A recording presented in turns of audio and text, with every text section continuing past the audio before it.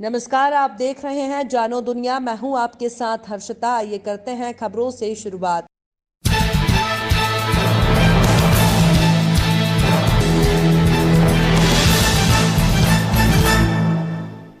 गुरुवार को मुख्यमंत्री शिवराज सिंह चौहान ने सऊदी अरब के उद्योगपतियों से भेंट की। मुख्यमंत्री ने यूनाइटेड फॉर्म इन्वेस्टमेंट कंपनी सऊदी अरब के सुलेमान अल रुमेह और एलटी फूड्स लिमिटेड ग्रुप के चेयरमैन वीके अरोड़ा से भेंट के दौरान ये बात कही। उद्योगपतियों ने खाद्यान्न और पशु चारा के क्षेत्र में निवेश की संभावना के संबंध में चर्चा की। मुख्यमंत्री शिवराज सिंह चौहान ने कहा कि मध्य प्रदेश में अधिकतम निवेश लाने के प्रयास किए जा रहे हैं। विशेषकर खाद्य प्रसंस्करण इकाइयों की स्थापना पर जोर दिया जा रहा है। प्रदेश के बासमती उत्पादक कृषकों के हितों की रक्षा और संवर्धन के लिए राज्य शासन निरंतर प्रयासरत है। प्रदेश में होने वाले बासमती धान के जीआई टैग के रजिस्ट्रेशन के लिए न्यायालयीन कार्यवाही जारी है। उन्होंने कहा कि इस संबंध में केंद्रीय कृषि मंत्री नरेंद्र सिंह तोमर से भी अनुरोध किया गया है। दिग्विजय सिंह के बैलेट पेपर से चुनाव कराने की मांग पर मुख्यमंत्री शिवराज सिंह ने गुरुवार को तंज कसते हुए कहा कि अब उनके बारे में क्या कहें। वो मध्य प्रदेश को मध्य युग में ले जाना चाहते हैं। दुनिया भर में चुनाव आधुनिक पद्धति से हो रहे हैं, लेकिन वो पहले से बहाना खोज लेते हैं और बाद में मशीन की गलती बता देते हैं। अब उनके बारे में क्या कहें। वो तो मध्य प्रदेश को फिर मध्य युगीन युग में ले जाना चाहते हैं। दुनिया भर में चुनाव हो रहे हैं, एक अलग आधुनिक पद्धति से, लेकिन वो पहले से बहाना खोज लेते हैं, बाद में कहेंगे कि मशीन की गलती। 47वें खजुराहो नृत्य महोत्सव में इन दिनों कला और संस्कृति का मेला लगा हुआ है। इस कला और संस्कृति के मेले में आने वाले पर्यटकों और स्थानीय जनों को विविध विधाओं की झलक के साथ भरपूर मनोरंजन मिल रहा है, जिसके चलते कला प्रेमी और पर्यटक बेहद उत्साहित और प्रसन्न चित्त हैं। कोरोना काल के बाद ये एक पहला अवसर है जिसमें लोगों को नृत्य महोत्सव के दौरान एक से बढ़कर एक नृत्य की प्रस्तुति तो मिल ही रही है। वहीं नृत्य उत्सव, सभा स्थल और उसके बाहर लोक संस्कृति, कला चित्र प्रदर्शनी, व्याख्यानमाला, लोकरंजन, विभिन्न वस्तुओं के भंडार के तहत मेला और खानपान के स्वादिष्ट व्यंजनों सहित विभिन्न स्टॉल में इन दिनों लोगों की भारी भीड़ इकट्ठा हो रही है। इन्हीं सबसे उत्साहित आए हुए कुछ लोगों की प्रतिक्रियाएं भी देखने को मिली जो उत्साहवर्धक हैं। आयुष जैन खजुराहो। कैसा लग रहा है यहाँ पे भ्रमण करके?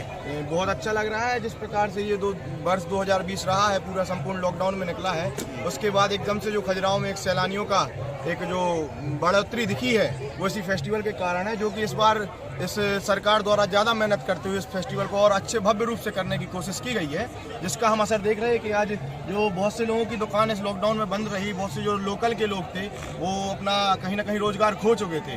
वो कहीं ना कहीं लोकल फॉर वोकल, जो कि एक नारा प्रधानमंत्री द्वारा जो भी दिया गया है, उसके साथ देखते हुए यहाँ पर ज़्यादातर लोकल के लोगों को अपने दुकान। आपका क्या नाम है? नीलेश अवस्थी। कहाँ से आए हैं आप? अचनार। कैसा लगा अब यहाँ पे देख करके सब कार्यक्रम वगैरह? यहाँ पर देख करके बहुत अच्छा लगा, बहुत सुंदर लग रहा है। तो क्या चाहते हैं आप यहाँ पर, और कुछ क्या होना चाहिए और क्या लोगों को लाभ मिल रहा है यहाँ पर? यहाँ पर भाई साहब जो अपने यहाँ के छोटे दुकानदार हैं, उनकी दुकानदारी बढ़िया चल रही है, उनको लाभ मिल रहा है इस दुकानदारी से। यहाँ पर जो काम चल रहा है बहुत अच्छा काम हो रहा है और इसको देखने के लिए जनता भी बहुत ज़्यादा इच्छुक है। और जो बीडी भाई साहब ने जो काम किया है, उनके माध्यम से जो काम हुआ है, ऐसा पहली बार देख रहा हूँ मैं। दतिया के भांडेर क्षेत्र में सिंचाई विभाग की मुख्य नहर के पास सिंचाई विभाग की 10 बीघा जमीन पर अवैध कब्जा हटाने की कार्यवाही भांडेर प्रशासन की टीम ने एसडीएम भांडेर के आदेश पर की। शासकीय भूमि पटवारी हल्का नंबर 56 मौजा शहाबुद्दीनपुर पर सेवानिवृत्त ब्लॉक मेडिकल ऑफिसर के परिजन गणेशी लाल वर्मा ने कई वर्षों से कब्जा कर खेती की जा रही थी।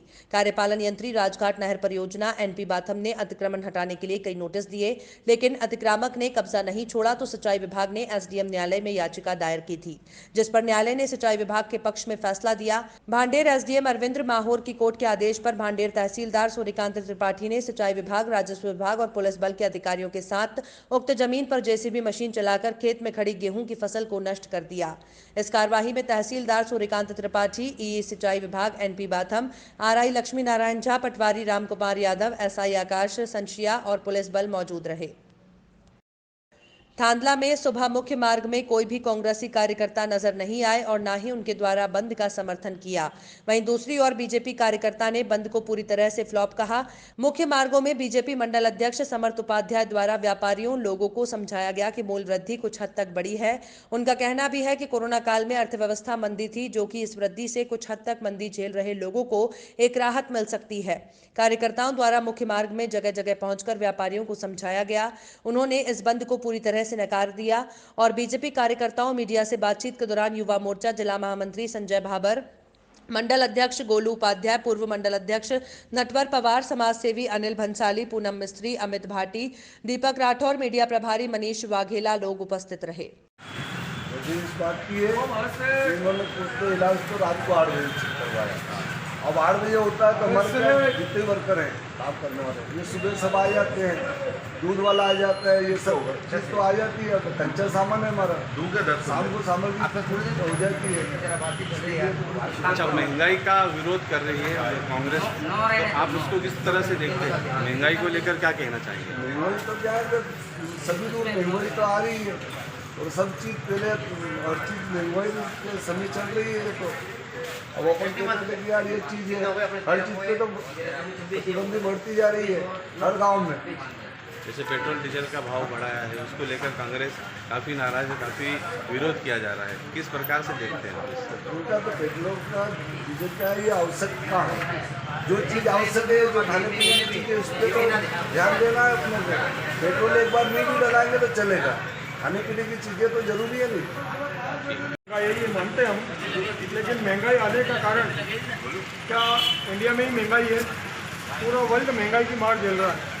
उसका सीधा सीधा कारण है पिछले साल कोरोना में गया, अर्थव्यवस्था गड़बड़ाई है, धीरे धीरे सब काम अच्छे होंगे और देश विकास कर रहा है। मुझे नहीं लगता कि महंगाई है। ये दुआई देते हैं कि गरीब आदमी पेट्रोल कहाँ से लेगा। गरीब आदमी अगर पेट्रोल ले रहा है, गाड़ी मेंटेन कर रहा है, तो वो गरीब है ही नहीं। और 1 लीटर पेट्रोल में 2 लीटर दूध आता है, वो दूध पिएगा, पेट्रोल क्यों डलाता? कांग्रेस का खजुराहो के नृत्य महोत्सव समारोह में कलाकार, इतिहासकार और बुद्धिजीवियों की श्रृंखला प्रस्तुत कर कार्यक्रम रखा गया है, जिसका नाम है कला वार्ता। इसमें देश और बुंदेलखंड से पधारे इतिहासकारों का, जिनका संबंध कला, संस्कृति और गीत वादन नाट्य से है, उसके लिए एक मंच दिया गया, जिसमें कलाकार आकर, इतिहासकार आकर, संस्कृति के विशेषज्ञ आकर खजुराहो और खजुराहो से जुड़ी कलाकृतियों की और नृत्य जैसे कि भरतनाट्यम, कुचिपुड़ी, कथक की तकनीकी ज्ञान को लोगों तक पहुंचाने में एक बड़ा योगदान दे रहे हैं। कुछ शारीरिक स्थितियां हैं, मन से वे आप सबसे ज्यादा इस समय भी युवा हैं। वे इस बात से बहुत उनके मनोभावों से, उनके आचरण से, उनके स्टेज पे जो प्रेजेंस है, उससे आप समझ पा रहे होंगे कि वे इतने ज्यादा आनंदित हैं, वे पोडियम छोड़ के आप सबके बीच में आके बात करना चाहते हैं। इतनी सटीक बैठती हैं, देखिएगा। योगेश्वर एकनाथ कहते हैं, जो देख लिया देखने सरे, जो चाख लिया चाणने पुरे, जया चीनी अंग स्पर्श देह देही पड़े नासे। अर्थात जिसे देख लेने से देखने का अंत हो जाता है, जिसे चख लेने से चखना दूर हो जाता है, और जिसके अंग स्पर्श से देही भाव समाप्त हो जाता है। शायद खजुराहो यही है। आप सबके बीच एक बार पुनः मैं प्रोफेसर कमलेश दत्त त्रिपाठी से आग्रह करता हूं कि वे आएं और अपने विचार हम सबके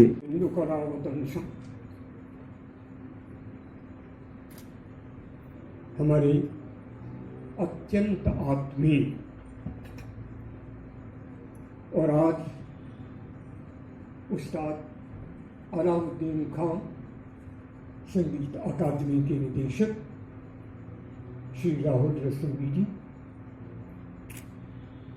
मेरे अत्यंत प्रिय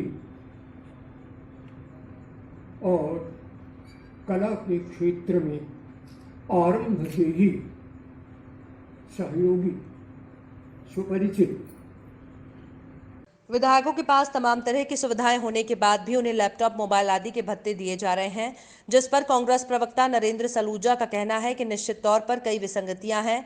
विधायकों को भत्ता मिल रहा है, इन विसंगतियों को दूर करने की आवश्यकता है और विधायकों को भी ये प्रथा बदलने की जरूरत है। इतना खर्च नहीं होता जितने भत्ते दिए जाते हैं।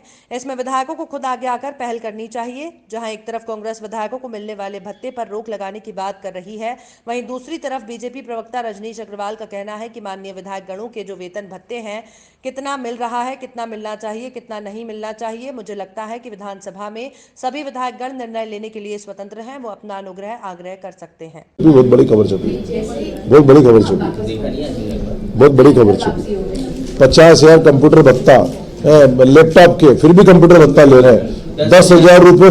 देखिए माननीय विधायक गणों के जो वेतन भत्ते हैं, इस पर कितना मिलना है, नहीं मिलना है, मिलना चाहिए, नहीं मिलना चाहिए, मुझे लगता है कि विधानसभा में सभी दलों के विधायकगण विचार करने के लिए स्वतंत्र हैं, निर्णय लेने के लिए स्वतंत्र हैं और सरकार से वो अपना अनुग्रह आग्रह कर सकते हैं।